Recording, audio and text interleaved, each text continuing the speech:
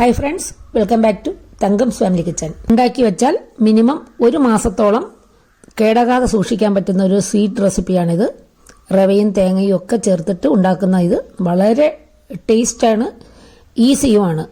അപ്പം വീട്ടിലുള്ള ചേരുവകൾ മാത്രം മതി ഇത് ഉണ്ടാക്കിയെടുക്കാൻ. ഇതിനായിട്ട് ഞാനിവിടെ എടുത്തിരിക്കുന്നത് അരക്കപ്പ് റവയാണ്.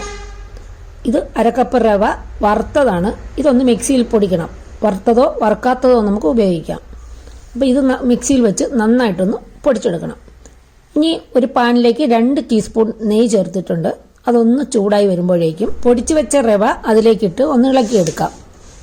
നിങ്ങൾ വറുക്കാത്ത റവയാണ് പൊടിച്ചിട്ട് ചേർക്കുന്നതെങ്കിൽ അത് കുറച്ച് നല്ലതുപോലെ ഒന്ന് ചൂടാക്കി കിട്ടണം. അതിൻ്റെ പച്ചമണം ഒക്കെ ഒന്ന് മാറുന്നത് വരെ ഒന്ന് ചൂടാക്കി എടുക്കണം.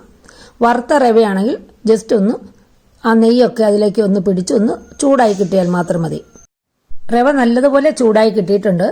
ഇനി ഇതിലേക്ക് 3 കപ്പ് തേങ്ങയാണ് ചേർക്കുന്നത്. ഈ തേങ്ങ നമ്മൾ ചിരണ്ടിയതിന് ശേഷം മിക്സിയിൽ വെച്ചിട്ട് ഒന്ന് ക്രഷ് ചെയ്തെടുക്കണം. അപ്പോൾ ഇതെല്ലാം അതിൻ്റെ സൈസ് ഈവനായിട്ട് വരും. തേങ്ങയുടെ വെള്ളമയം മാറുന്നത് വരെ ഒന്ന് ചൂടാക്കി എടുക്കുക. ഇത് ചെറിയ തീയിൽ തന്നെ ഒന്ന് ചൂടാക്കി എടുക്കണം. അതുപോലെ തന്നെ തേങ്ങയുടെ കളറ് മാറാനും പാടില്ല. നിങ്ങൾക്ക് വേണമെങ്കിൽ 2-3 ടീസ്പൂൺ നെയ്യ് കൂടി ചേർക്കാം. ഞാൻ ഇപ്പോൾ നെയ്യ് ചേർക്കുന്നില്ല. ലാസ്റ്റിൽ നമുക്ക് 2 ടീസ്പൂണ് നെയ്യ് ചേർക്കാം. ഇപ്പോൾ ഇതെല്ലാം നന്നായി ചൂടായി വന്നിട്ടുണ്ട്. ഇത് മറ്റൊരു പാത്രത്തിലേക്ക് മാറ്റാം. വേറൊരു പാത്രത്തിലേക്ക് മാറ്റിയിട്ടുണ്ട്. ഇനി അതേ പാനിലേക്ക് തന്നെ 1.5 കപ്പ് പഞ്ചസാര ചേർക്കുന്നുണ്ട്. ഇത് നമുക്കിനി ഈ സ്വീറ്റ് ഉണ്ടാക്കാൻ 1.5 കപ്പ് പഞ്ചസാരയാണ് ഞാൻ എടുത്തിരിക്കുന്നത്. നിങ്ങൾക്ക് വേണമെങ്കിൽ 1 കപ്പ് പഞ്ചസാര എടുത്താലും മതി. പക്ഷെ ഇനി 1.5 കപ്പിൽ കൂടുതൽ ചേർക്കണ്ട. അതിലേക്ക് 1/4 കപ്പ് വെള്ളവും കൂടെ ചേർത്ത് ഈ പഞ്ചസാര നന്നായിട്ട് അലിയുന്നത് വരെ ഒന്ന് ഇളക്കി കൊടുക്കുക. പഞ്ചസാര അലിഞ്ഞ് നല്ലതുപോലെ ഒന്ന് ചൂടായി വരുമ്പോഴേക്കും നമ്മൾ ചൂടാക്കി തണുക്കാൻ മാറ്റി വെച്ചിരിക്കുന്ന ആ തേങ്ങാ മിക്സ് ഇതിലേക്ക് ചേർക്കുക. കുറേശ്ശെ ചേർത്തിട്ട് എല്ലാം കൂടി നന്നായിട്ട് ഇളക്കി യോജിപ്പിക്കുക. ഫ്ലെയിം ലോയിൽ തന്നെ ആയിരിക്കണം. പഞ്ചസാര തിളച്ചു കഴിഞ്ഞാൽ ഫ്ലെയിം വീണ്ടും ലോയിലേക്ക് ഇട്ടിട്ട് വേണം ഇതൊക്കെ മിക്സ് ചെയ്യാൻ. എല്ലാം നല്ലതുപോലെ മിക്സ് ചെയ്തിട്ടുണ്ട്. ഇനി ഇതിലേക്ക് 1/2 കപ്പ് പാൽപ്പൊടി ചേർക്കാം. അപ്പോൾ പാൽപ്പൊടിയുടെ അളവ് നിങ്ങൾക്ക് ഇഷ്ടമുള്ളതിൻ്റെ അത്രയും ചേർക്കാം. ചേർത്തില്ലെങ്കിലും കുഴപ്പമൊന്നുമില്ല. ചേർക്കുമ്പോൾ നല്ലൊരു ടേസ്റ്റാണ്. 1/2 കപ്പ് പാൽപ്പൊടിയും 1 ടീസ്പൂൺ ഏലക്കാപ്പൊടിയും കൂടെ ചേർക്കുന്നുണ്ട്. പഞ്ചസാരയും ഏലക്കയും കൂടെ ചേർത്ത് പൊടിച്ചത്. ഈ പാൽപ്പൊടിയും നെയ്യും ഒക്കെ ചേർക്കുമ്പോൾ നമ്മുടെ ഈ സ്വീറ്റ് ഒന്നുകൂടി നല്ല സോഫ്റ്റ് ആകും, ടേസ്റ്റിയും ആകും. പാൽപ്പൊടി 1/2 കപ്പിൽ കൂടുതൽ ചേർക്കണ്ട. നമ്മൾ തേങ്ങ ചേർക്കുന്നത് കൊണ്ട് ഇതിന് ഓൾറെഡി നല്ല ടേസ്റ്റ് ആയിരിക്കും. എല്ലാം നല്ലതുപോലെ മിക്സായി കിട്ടിയിട്ടുണ്ട്. ആ പാനിൽ നിന്നൊന്ന് വിട്ടുവന്ന് അതിനൊരു സ്റ്റിക്കി ഫോമിലാവുമ്പോഴാണ് ഇത് നമുക്ക് മാറ്റേണ്ടത്. ഇനി ഇതിലേക്കൊരു 2-3 ടീസ്പൂണ് നെയ്യ് കൂടി ഞാൻ ചേർക്കുന്നുണ്ട്.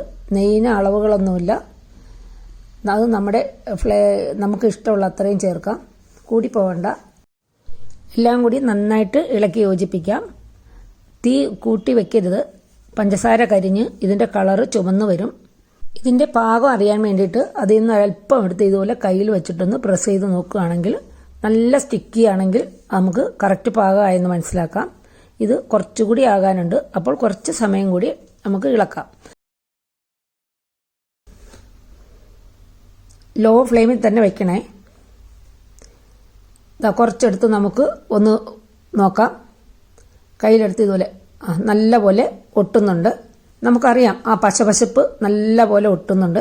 ഇതിനി ഒരു പാത്രത്തിലേക്ക് മാറ്റാം. അല്പം വെളിച്ചെണ്ണയോ നെയ്യോ പുരട്ടി വെച്ച ഒരു പാത്രത്തിലേക്ക് മാറ്റിയാൽ മതി. ഉടനെ തന്നെ അത് നിരത്തി കൊടുക്കണം. ഒരു പകുതിയൊക്കെ പോയി കഴിയുമ്പോഴേക്കും അത് നമുക്ക് കഷ്ണങ്ങളാക്കി വെക്കണം.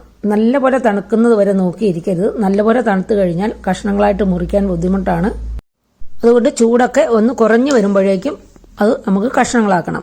അപ്പോൾ കത്തിയിലൊക്കെ ഇങ്ങനെ ഒട്ടിപ്പിടിക്കും. അല്പം നെയ്യ് തടവിയ ഒരു കത്തിയാണെങ്കിൽ അതിൽ കത്തിയിൽ പറ്റാതെ കിട്ടും. അതിനുശേഷം നല്ലതുപോലെ തണുത്തതിന് ശേഷം ഇതുപോലെ ഒരു ചട്ടുകം കൊണ്ട് സൈഡിൽ നിന്ന് ഒന്ന് ഇളക്കിയെടുക്കുക.